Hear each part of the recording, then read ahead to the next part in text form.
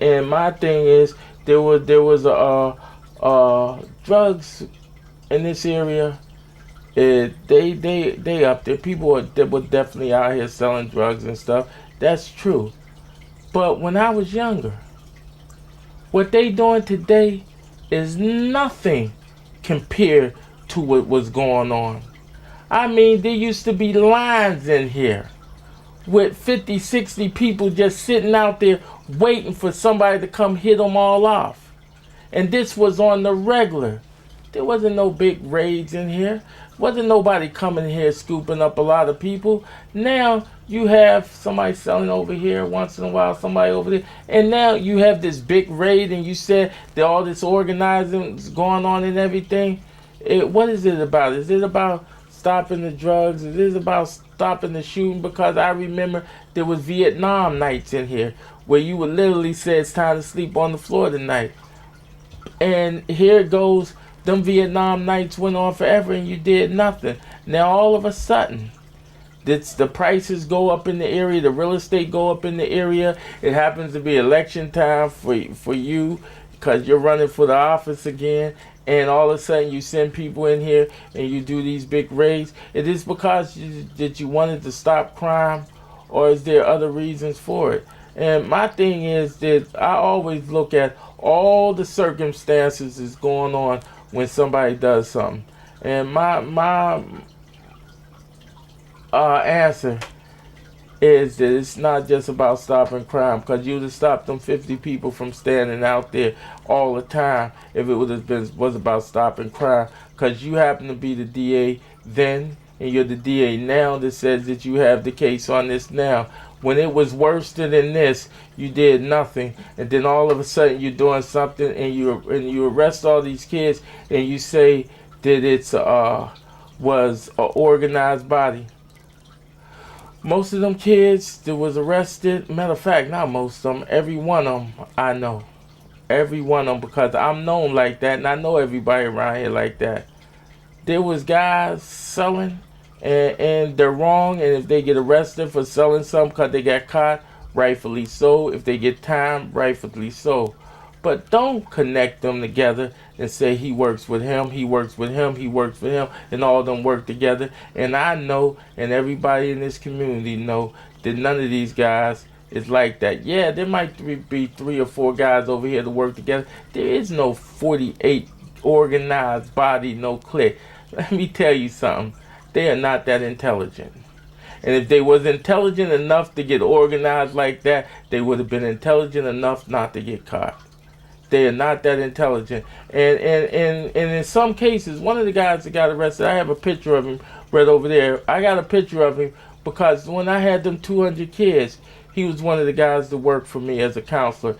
Before he worked for me as a counselor, he was one of the kids that was in my summer youth program for 2 years.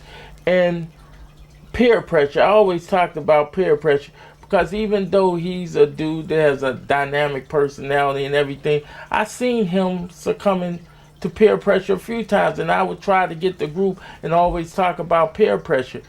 And I know that, yeah, he's arrested for selling in the 3rd degree, selling in the 3rd degree, selling in the 3rd degree, and then I seen selling to an undercover cop, and I seen cocaine.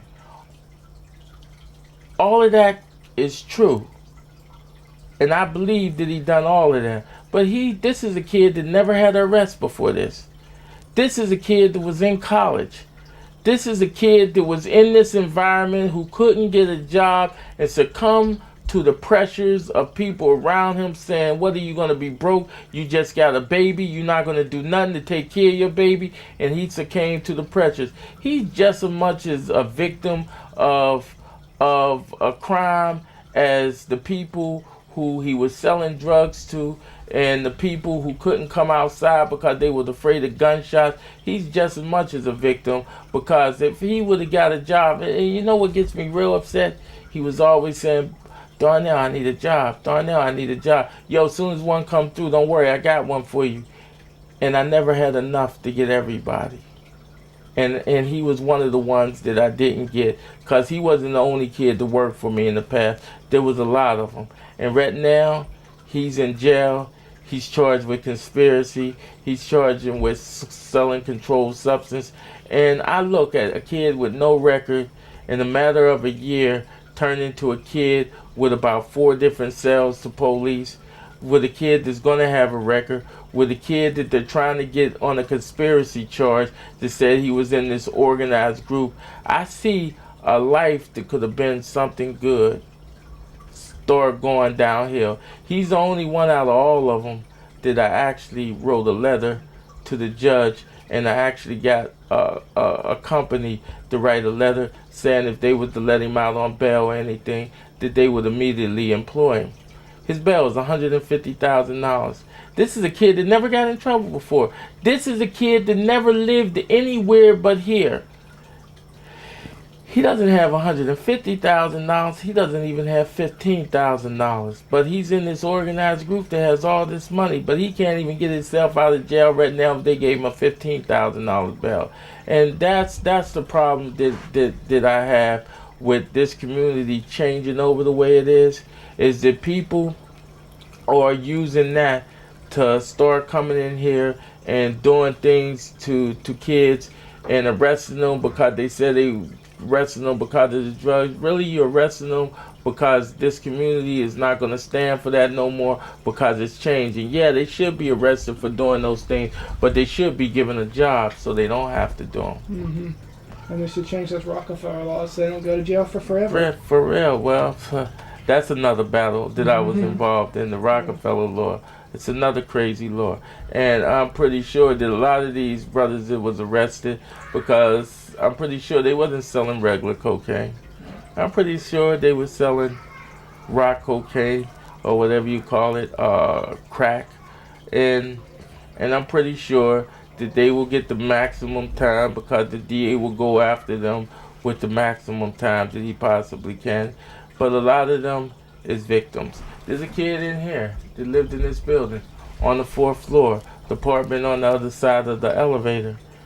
And it's a shame for him because here he is. His first arrest was he got arrested with a gun. And he spent about 8 months in jail. He was out about 2 weeks. He was going to programs and stuff that they had him going to under that. And they came and arrested him. Said, he was part of the crew. He was part of the gang. And they arrested him, and his bail was at $75,000. This is a kid that they just released from prison. And they had him going to their programs. They know he was not involved with anything going on out here anymore. And all of a sudden his bail is $75,000 because we need to arrest a bunch of people and need to show that they're this organized gang. They far from organized. Were they selling drugs? Yeah, probably a lot of them was. And again, should they pay for it? Yeah, they should. Everybody should pay for the mistakes that they made. But should one that never got in trouble, should a guy who never had a police record before, should he pay to the same degree that somebody who has a record, who was constantly arrested? Should a guy that never was arrested before, never did a violent crime to anybody, and never lived anywhere else in his life, his whole existence been here, never went anywhere, should his bail be $150,000? Where's he going? He knows nothing else. He's going nowhere else. He shows where he's been in college. He's been trying to do things right. Where is he going? Nowhere. And why would a bail on him be $150,000? I know guys that get assaults. That actually hurt people. And they release them on $1,500 bails and stuff. It a guy that never put his hand on anybody. He sold some people some controlled substances. And it's crazy. But you see, we started off speaking about one thing, and it's all the same thing. It's all interrelated in some shape, form, or fashion, because it is. Yeah. It is. It's interrelated. And this is what I have to go through on a daily basis. Because, see, I'm down here, and I have to deal with these guys on a day-to-day basis. I have to deal with these young ladies on a day-to-day basis. Other day I was in a meeting, and God's mother called me, and she screamed on me. My son. And I said, hold on, I have to speak to you later. I'm in a meeting. I hung up. After the meeting, I called her back. I said, excuse me, why are you calling me, yelling at me on the phone about your son going to work? And because there's other dynamics that I had to work with. Her son, I gave a job to. Her son was due to get the job next. And I'm not getting paid for this, mind you, but I was being screamed on by his mother as if they was paying me to do something for him. But the reality was, she said, well, he went to the job and you had somebody else there working. So how are you going to tell him he needed to go there? I said, excuse me, let me explain something to you. I called your son on his cell phone and asked him, was he at work? He told me, nah, I overslept and I really don't need to go to that job. I need another type of job, and I sent somebody else there because I was not going to lose that spot. But this is the things I have to go through. He lied to his mother and said, listen, when I went to the job, somebody else was there. And she called me and because she felt that I was treating her son wrong. But the reality was he did it to himself.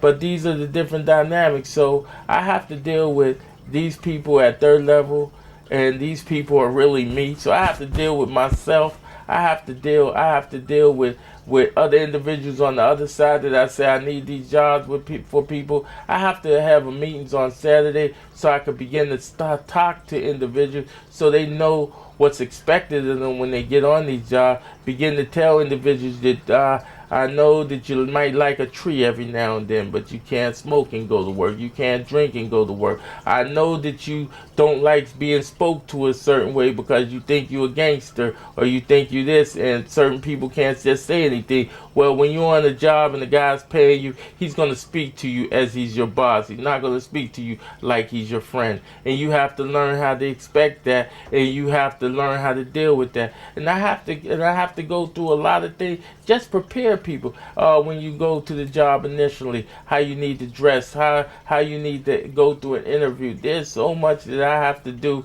and not get paid for it, just because I know it's necessary. And I have to try to get other people at the same time to volunteer. Like right now, I got two young men and a lady riding around right now. And the lady, she's the president of what's the housing? She's the president of Whitecloth Houses. She's the president of Whitecloth. And she's riding two individuals around in her car right now. And what are they doing? Going around searching for jobs. And then they find the jobs, bring them back to me. And on Saturdays, I try to find somebody to get. They're not getting paid for that. This is what they do because they're a part of the organization, and we want to make sure that we employ as many people as possible, because we know if they're not employed, what can happen. Example, one group came down to us, and I told one kid that I was going to get him in a program at the DA's office. It's a program for people who have been convicted of felonies. And I told him I was going to get him in the program. When I had the guy who actually helps me with the program, Victor, call him to get him into the program, they said he's in the hospital. He was shot in the head in Whitecloth Projects last night. And I said, dang. We tried to get there fast enough, but we didn't. And that's what we have. That's why we try to work so hard and try to do so much, because as fast as we try to be, it's not enough. So that's why it's hard for me sometimes to out and out just fight against a process that will bring jobs. Sometimes do I want to say, yo, I know how that's going to, what that's going to bring to my community. I know the pain. I know the suffering it's going to bring, because I see it already happening. But at the same time, let me get this phone. Yeah. I'll be right back. Yeah. Oh, man, somebody conducting. A survey or something? Yeah. I could have left that one. Fascinating.